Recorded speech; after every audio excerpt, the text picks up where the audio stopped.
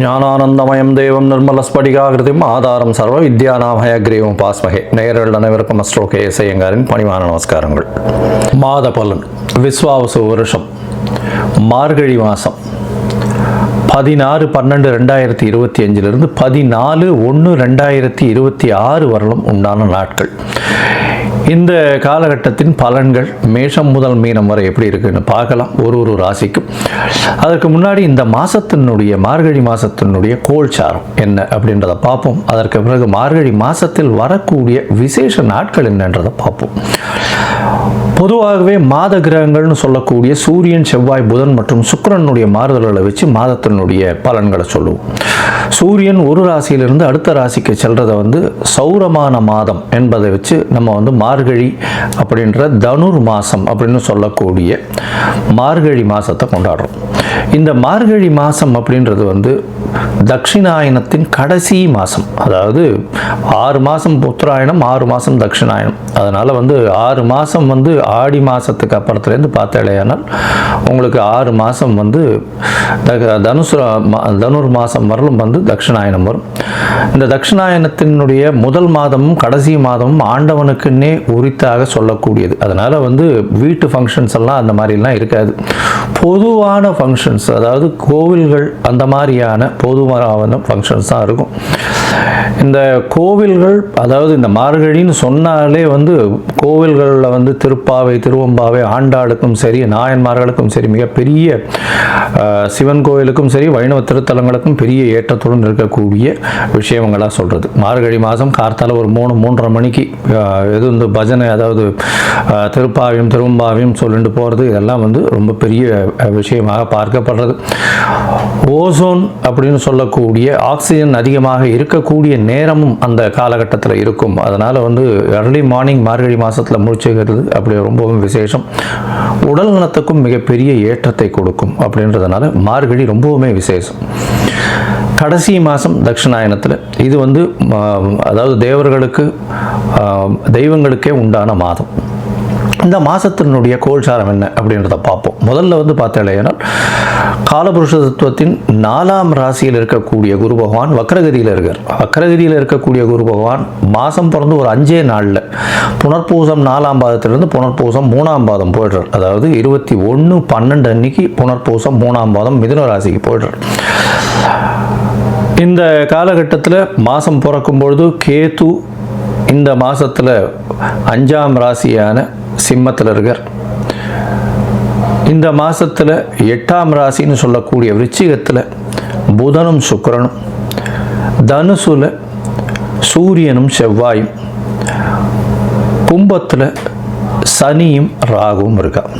இந்த மாதத்தில் வரக்கூடிய மாற்றங்கள்னு பார்த்தோம்னா 21ஆம் தேதி குரு வக்ர நிலையில் இருக்கக்கூடிய குரு புனர்பூசம் 4ஆம் பாதத்திலிருந்து புனர்பூசம் 3ஆம் பாதம் மிதுன ராசிக்கு போடுறார். 22ஆம் தேதி புதன் இந்த மாதத்தில் 22/12/2025 அன்னைக்கு விருச்சிகத்திலிருந்து தனுசுக்கு போகிறார். அதற்கப்புறம் 27ஆம் தேதி சுக்கிரன் இந்த மாதத்தில் 22ஆம் தேதி சுக்கிரன் விருச்சிகத்திலிருந்து தனுசுக்கு போகிறார். 27/12/2025 அப்போ புதன் விருச்சிகத்திலிருந்து தனுசுக்கு போகிறார். அதுக்கப்புறம் மாத கடைசியில் பார்த்தாலேயானால் 11/1/2025 அன்னைக்கு புதன் தனுசுவிலிருந்து மகரத்திற்கும், அதற்கு பிறகு செவ்வாய் தனுசுவிலிருந்து மகரத்திற்கு 14/1/2026 போகிறார். ஸோ இந்த மாதம் பார்த்தாலேயானால் 21ஆம் தேதி 21/12 குரு வக்கர நிலையில் மாறுறார். அதற்கு பிறகு சுக்கிரன் 22ஆம் தேதி தனுசுக்கு போகிறார். 27ஆம் தேதி, அதாவது 25/12/2025 அன்னைக்கு புதன் தனுசுக்கு போகிறார். 11/1/2026 அன்னைக்கு தனுசில் இருக்கக்கூடிய புதன் மகரத்திற்கு போகிறார். அதற்கு பிறகு இந்த மாதத்தின் கடைசி நாளான 30ஆம் நாள், அதாவது 14/1/2026 அன்னைக்கு செவ்வாய் தனுசுவிலிருந்து மகரத்திற்கு மாறுறார். இது இந்த மாதத்தினுடைய மாற்றங்கள். சரி, இந்த மாதத்தில் வரக்கூடிய விசேஷ நாட்கள் என்ன அப்படின்னு பார்த்தோம்னா, இந்த மாதம் மொத்தமே விசேஷம்தான். ஏன்னா 12 ஆழ்வார்களில் பெண்ணுன்னு சொல்லக்கூடிய ஆண்டாளின் மிக முக்கியமான மாதம் திருப்பாவை சொல்லி வச்ச 30 நாட்கள் வரக்கூடியது. இந்த மாதத்தில் பார்த்தீங்கன்னா 19-12 அன்னைக்கு ஹனுமத் ஜெயந்தி, மார்கழி மூல நட்சத்திரம். அதற்கு பிறகு பார்த்தீங்கன்னா 20ஆம் தேதி அன்னைக்கு அமாவாசை. இந்த மாதத்தில் பார்க்கும்பொழுது 30ஆம் தேதி வைகுண்ட ஏகாதசி. இந்த வருஷத்தினுடைய அதாவது மார்கழி மாதத்தில் வரக்கூடிய ஏகாதசி, வளர்பிறை ஏகாதசி, வைகுண்ட ஏகாதசி வருது.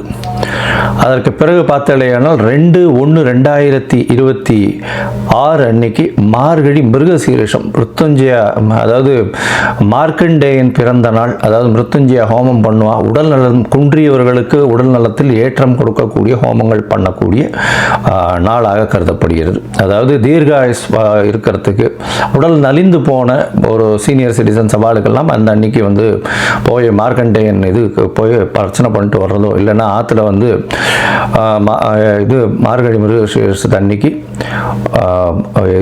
அதாவது உடல் நலம் நல்லபடியாக ஏற்றமாக இருக்கணும்னு வந்து பூஜை பண்ணுறது நல்ல விசேஷம். அதற்கு பிறகு 3/1/2026 அன்னைக்கு ஆருத்ரா, திருவாதிரை நட்சத்திரம், பௌர்ணமி வேறு. ஏன்னா திருவாதிரைன்னும் போது பௌர்ணமி, தனுர் மாதம் வரக்கூடிய பௌர்ணமி ஆருத்ரா சிவன் கோவிலில் மிகப்பெரிய விசேஷம் கொண்டாடக்கூடியது. அது விரதம் இருந்து அந்த ஆருத்ரா தரிசனம் முடிச்சுட்டு தான் வந்து எல்லாருமே வந்து சாப்பாடு சாப்பிடுவாங்க. ஆருத்ரா களி ரொம்பவுமே விசேஷம். இந்த மாதம் பார்த்தலையானால் அதாவது 11/1/2026 அன்னைக்கு கூடாரை வெல்லும் சேர் கோவிந்தா உந்தன்னை அப்படின்னு 27வது பாசுரம் வரக்கூடியது. அதாவது கூடாரை வல்லின்னு சொல்லக்கூடிய 27வது பாசுரம்.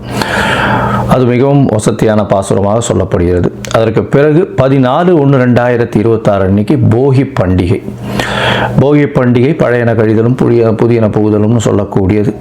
தேவையற்ற விஷயங்கள் எதையும் வச்சுக்காமல் வெளியில் போட்டுட்டு, அதாவது மனசுக்குள்ளே இருக்கிறதும் சரி வெளியில் இருக்கிறதும் சரி அகமும் புறமும் தூய்மை அடையக்கூடிய ஒரு விஷயம். ஏன்னா அதுக்கு அடுத்த நாள் வந்து மகரத்துக்கு போகிறார் சூரியன். உத்தராயணம் பிறகுறது மிகப்பெரிய ஏற்றமான காலம். எல்லா விதமான நன்மைகளும் நடக்கக்கூடிய காலம். இப்போ நடந்ததை விட அதிகப்படியாக நடக்கக்கூடிய விசேஷங்கள் உண்டு. சரி, இப்போ மேஷம் முதல் மீனம் வரை ஒரு ராசியாக என்னென்ன மாற்றங்கள் என்னென்ன ஏற்றங்கள் இருக்குன்னு பார்ப்போம். அதுக்கு முன்னாடி என்னுடைய மொபைல் நம்பர் கீழே ஸ்க்ராலிங்கில் போயின்னு இருக்கோம். உங்களுக்கு அஸ்ட்ராலாஜிக்கல் கன்சல்ட் தேவைப்பட்டதுன்னா எனக்கு ஃபோன் பண்ணுங்க. உங்களுடைய date, time, place of birth கொடுங்க. உங்களுடைய ஜாதகத்தை போடுறேன். உங்களுக்கு உங்களுடைய நீங்கள் போட்ட உடனே உங்களுடைய கட்டணம் என்னன்னு சொல்கிறேன். அந்த கட்டணத்தை செலுத்திட்டு யூடிஆர் நம்பர் ஷேர் பண்ணுங்க. உங்களுடைய ஜாதகத்தை போடுறேன். சந்தி இருக்கான்னு பார்க்கணும். பார்த்துட்டு உங்களுடைய ஜாதகத்தை போட்டுட்டு அதுக்கப்புறம் உங்களுக்கு அப்பாயின்மெண்ட் தரேன். உங்களுடைய தசாபுக்தி அந்தரம் சூக்ஷ்மம் இன்றைக்கு இருக்கக்கூடிய கோச்சார நிலைமைகளை வைத்து உங்களுடைய நிலைகளை பார்த்து உங்களுக்கு என்ன பரிகாரம், எந்த அளவு எளிய பரிகாரம் செய்யலாம் அப்படின்றதையும் பார்க்கலாம். சரி, இப்போ மேஷம் முதல் மீனம் வரை உண்டான மார்கழி மாதம் விஸ்வாவசு வருஷம் எப்படி இருக்குது அப்படின்றத பார்ப்போம். கும்பம், அவிட்டம், சதயம், புரட்டாதி இந்த 3 நட்சத்திரம் 9 பாதங்களை கொண்ட ராசி. ராசியின் அதிபதினு சொல்லக்கூடிய ஒரு சனி, ஆட்சி பெற்ற சனி. உங்களுக்கு வந்து இப்போது சனி பகவான் ஆட்சி பெற்று போயிருக்கார். உங்களுடைய அதாவது பெருமை, அந்தஸ்து, கௌரவம்லாம் நிச்சயமாக ஏறும். உங்களுடைய உழைப்புக்கு ஏற்றார் போல் மிகுந்த அந்தஸ்தை அடையக்கூடிய, புகழை அடையக்கூடிய வாய்ப்புகள் அதிகம். அதுவும் வந்து ராகு பகவானும் சேர்ந்திருக்கார். அதனால் அபரிமிதமான எண்ண நிலைகள், எண்ண ஆற்றல்கள் இருக்கக்கூடிய ஓட்டம், அதற்கு ஏற்ற மாதிரி ஓடக்கூடிய உடல் வலுவையும் கொடுப்பார். அதனால் என்ன ஆகும்னா உடல் வலு அதிகமாக கொடுத்து உங்களை அதிகமாக ஓட வச்சு அதன் மூலியமாக உடல் உழைப்பை அதிகமாக கொடுக்கக்கூடிய காலகட்டமாக அமைய போகிறது.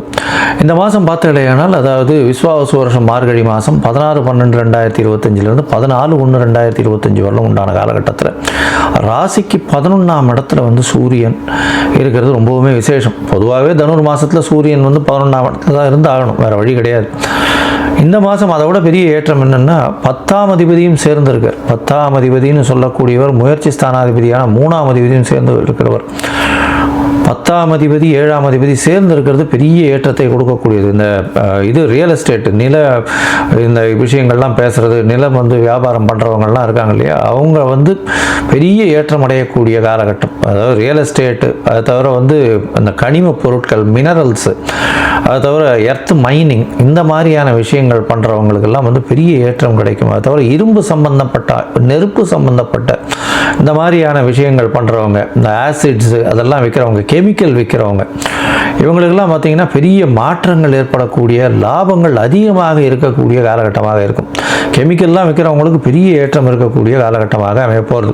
ரியல் எஸ்டேட்டில் வந்து புரோக்கர்ஸாக இருக்கிறவங்களுக்கெல்லாம் பெரிய சேஞ்சஸ் இருக்கும். இந்த மாதத்தில் பெரிய மாற்றங்கள் அவர்களுக்கு நிச்சயமாக வரக்கூடிய வாய்ப்புகள் நிச்சயமாக உண்டு.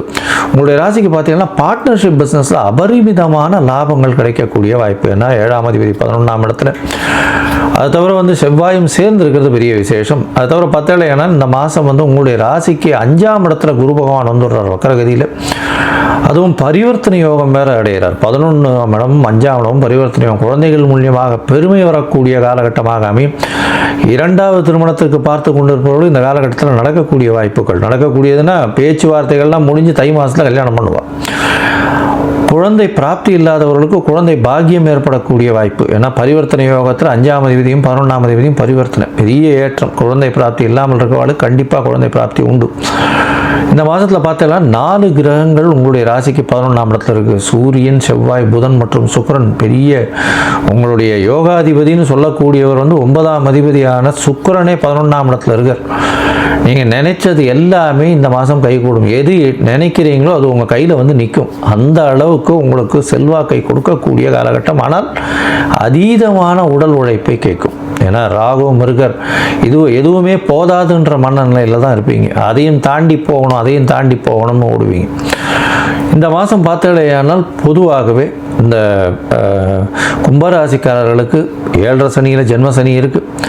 உடல் நலத்தில் சற்று ஏற்றம் இருக்கக்கூடும். ஏன்னா குரு பகவான் உங்களுடைய ராசியை பார்க்கறதுனால அடுத்த வருஷம் 3ஆம் மாதம், அதாவது 2026 3ஆம் மாதம் வரலும் வந்து குரு பகவான் சனி பகவான் உங்களுடைய ராசியில் இருக்க போகிறார். அதுக்கப்புறம் வந்து பாத சனிக்கு போகும். உடல்நிலையில் சற்று ஏற்றம் இருக்கும். எடுத்த காரியங்கள் அனைத்தும் நிச்சயமாக நிறைவேறும். தடங்கள் வந்தாலும் வெற்றி பெறக்கூடிய வாய்ப்பு. எதிர்பாலினத்தவர் மூலியமாக சற்று பின்னடைவு ஏற்படும். பார்ட்னர்ஷிப் பிஸ்னஸில் அதீதமான பணம் வரும். 2வது திருமணத்துக்கு பார்த்து கொண்டிருப்பவர்களுக்கு செட்டில் ஆகக்கூடிய வாய்ப்புகள் உண்டு. 9, 10 அதிபதிகள் சேர்ந்து இருக்கக்கூடிய காலகட்டம். 11ஆம் இடத்துல பொது காரியங்கள் பண்ணுறதுனால உங்களுடைய பதவி, புகழ், அந்தஸ்து, கௌரவம்லாம் ஏறக்கூடிய வாய்ப்பு. மூத்த சகோதரர்கள் மூலியமாக உங்களுக்கு நல்ல ஒரு பெருமை, ஏற்றம் கிடைக்கக்கூடிய காலகட்டம். தந்தையின் உடல்நிலையில் நல்ல ஒரு ஏற்றம் இருக்கும். தாயின் உடல்நிலையில் நல்ல ஒரு மாற்றங்கள் வரும். இந்த காலகட்டம் பெரிய ஏற்றமான காலகட்டம். படிக்கக்கூடிய மாணவர்கள் வெளிநாடு போகணும்னு பார்க்குறவங்களும் நல்ல ஒரு மாற்றம் இருக்கும். புதிய வேலை கிடைக்கும். வேலையில் மாறுதல் இருக்கக்கூடிய வாய்ப்புகள் நிச்சயமாக உண்டு.